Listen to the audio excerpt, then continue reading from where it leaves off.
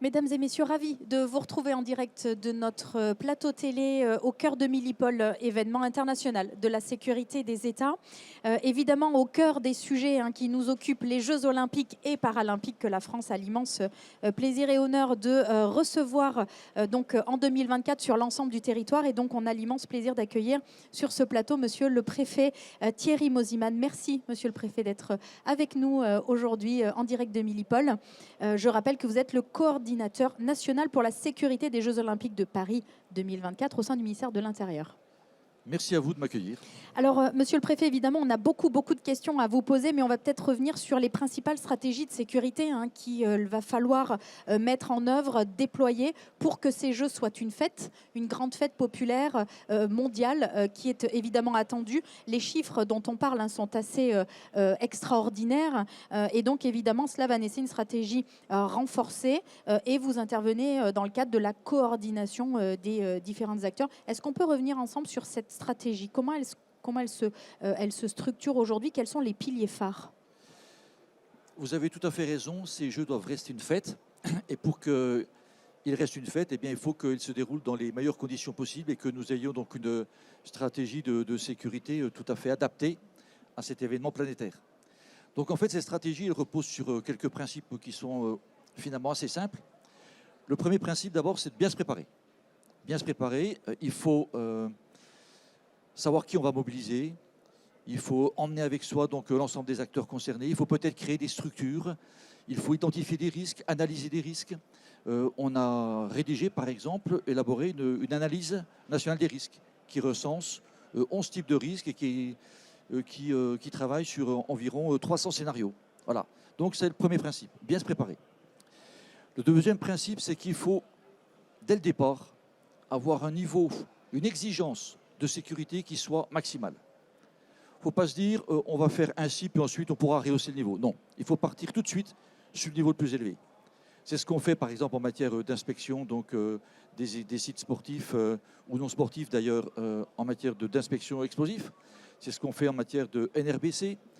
Il faut aussi avoir cette même exigence maximale en matière de lutte anti-drone, en matière d'enquête administrative de toutes les personnes qui viennent dans les sites olympiques. Voilà. Et c'était aussi un haut niveau d'exigence aussi en termes de protection cyber. Vous voyez. Et donc, tout ça, ça nous a objectivement beaucoup aidé dans le cadre de la Coupe du Monde de rugby, lorsqu'il y a eu une évolution du contexte international, les attentats donc, du Hamas donc, en Israël. Si nous n'avions pas eu cette exigence dès le départ d'un très haut niveau de sécurité, je pense que nous aurions été en difficulté pour gérer ce changement de contexte international. Là, nous avions eu dès le départ cette exigence et donc ça s'est bien déroulé. Ça, c'est le deuxième principe. Troisième principe de cette politique de sécurité, c'est qu'il nous faut, on a le souci d'accompagnement du spectateur. Il faut qu'on soit partout où il est. Dans les gares, dans les aéroports, sur les lieux touristiques, s'il va ailleurs que sur nos sites de compétition, il faut qu'on soit là aussi. Il faut qu'on soit là dans le dernier kilomètre, entre le transport en commun et puis le stade. Voilà. Donc ce souci du spectateur, on doit l'avoir constamment à l'esprit. C'est le troisième grand principe. Et puis le dernier principe, c'est qu'il nous fallait un centre de commandement intégré. Ces centres de commandement intégrés, ils existent au niveau territorial, c'est ce qu'on appelle les COD, les centres opérationnels départementaux. Simplement, on n'en avait pas au niveau national, ou plus précisément, on a une structure au niveau national, mais qu'on actionne uniquement en temps de crise. C'est la fameuse CIC que tout le monde connaît maintenant depuis qu'on a vécu la crise du Covid, la cellule interministérielle de crise. Mais pour suivre un événement en dehors d'une crise, on n'avait pas de structure. Et cette structure, on l'a créée. C'est le CNCS, le Centre national de sécurité et de coordination. Ce CNCS, on en a expérimenté le fonctionnement au moment de la Coupe du Monde de rugby. Et c'est un point qui s'est avéré essentiel.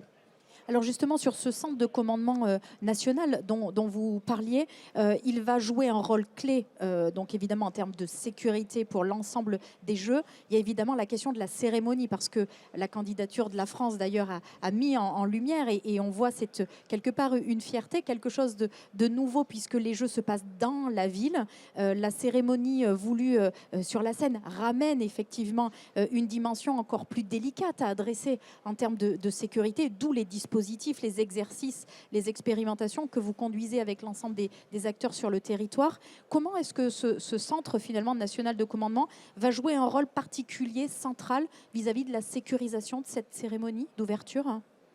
Vis-à-vis de la sécurisation de la cérémonie, mais vis-à-vis de tous les Jeux.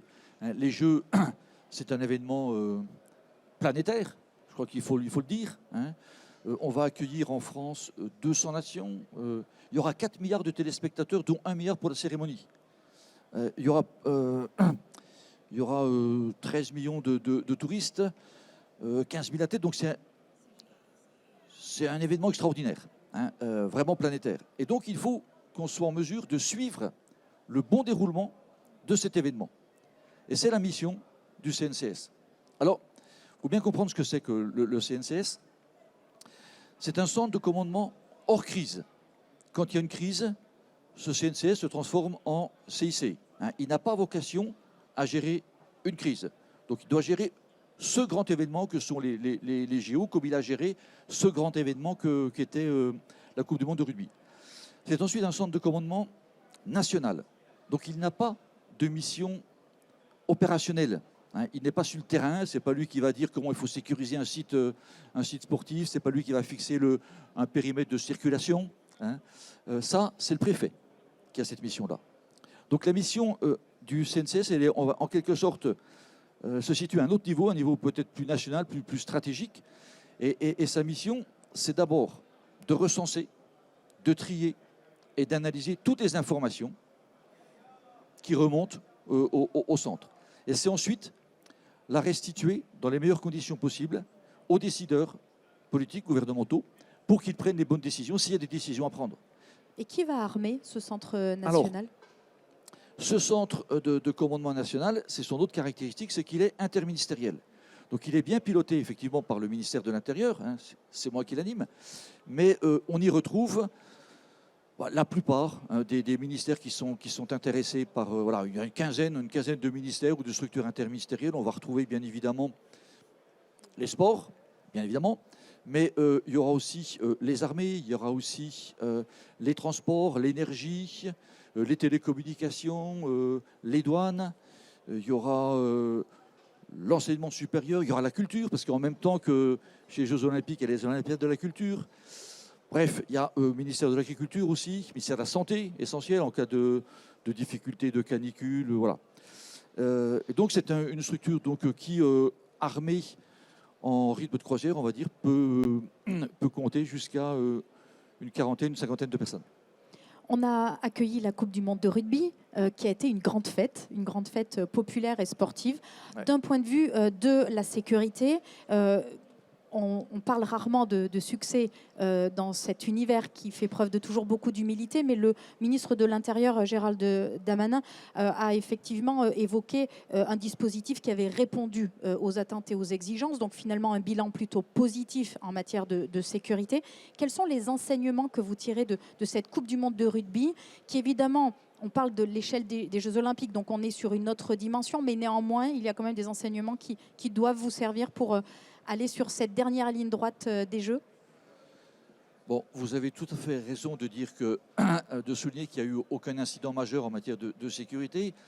C'est important pour nous parce que ça signifie que les choix que nous avons faits en termes de stratégie, en termes de création d'un centre de commandement, finalement se sont révélés pertinents. Ça ne veut pas dire que tout va bien, mais ça veut dire que ça valide les choix effectués. Alors après, il y a toujours, bien évidemment, des enseignements à tirer d'un tel événement. D'ailleurs, c'est pour ça que nous avions souhaité absolument armer le CNCS pour la Coupe du monde de rugby, pour en tirer justement le plus grand bénéfice. On s'est rendu compte qu'il y avait des sujets qui sont un peu plus stratégiques que d'autres pour le bon déroulement d'une épreuve. indépendamment des problématiques de sécurité, d'inspection explosive, de tout ce que je vous ai dit précédemment. Il y a la question des transports, et notamment des transports en commun. Pour que des jeux se déroulent bien, il faut effectivement que les transports en commun fonctionnent bien. On a fait, Paris 2024 a fait le choix du 100% transport collectif.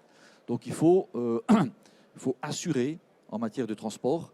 C'est absolument essentiel. On sait pour autant qu'il y aura des surfréquentations, donc peut-être plus d'incidents de trajets qu'habituellement, etc. Donc il faut s'y préparer. Donc la question des transports est assez importante. La question des télécommunications aussi est importante. La question des réseaux est importante. Tout est dématérialisé aujourd'hui, y compris le billet.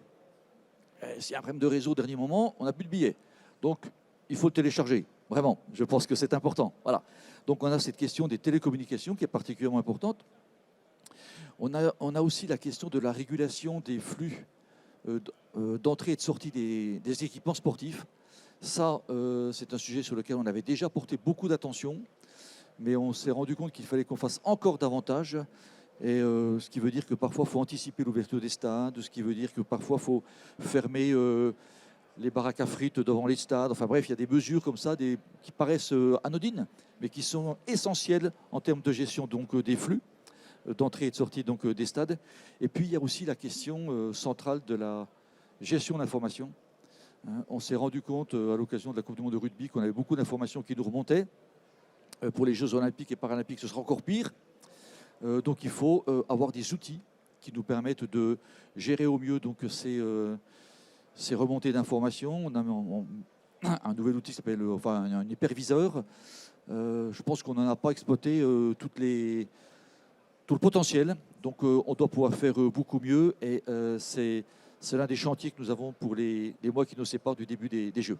Alors vous les évoquez à l'instant, les quelques mois, les quelques centaines de jours qui nous séparent maintenant de ce bel événement qu'on attend tous. Quels sont les grands rendez-vous qui vont guider les prochains mois de votre coordination nationale avec l'ensemble des acteurs ?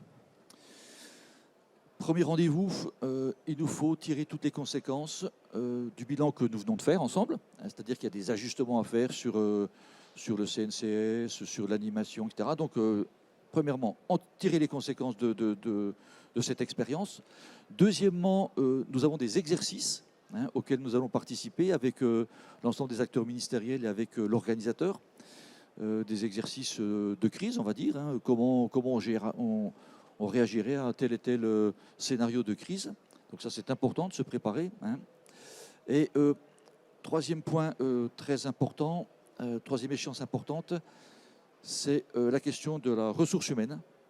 Nous allons fonctionner durant 4 mois, du début de la flamme, le 8 mai, jusqu'à la fin des Jeux paralympiques, le 8 septembre. Il va falloir pouvoir armer ce CNCS durant toute cette période. À certaines périodes, il faudra qu'il fonctionne en H24. Donc on a un gros sujet de création de viviers, de recrutement, de sélection des bons profils et de formation. Il faut former donc les personnes. On ne s'improvise pas, membre d'un centre de commandement. Et puis, notre dernier rendez-vous, c'est avec l'organisateur. Il y a encore nécessairement des tas de choses, des tas de petites choses à caler. Le diable est dans les détails. Et c'est le cas aussi en matière de sécurité. Monsieur le Préfet, merci infiniment d'avoir répondu à nos questions. Merci d'avoir été avec nous sur ce plateau en direct de Milipol. Merci à vous de nous avoir suivis. Bien sûr, restez connectés. L'actualité en direct de Milipol continue.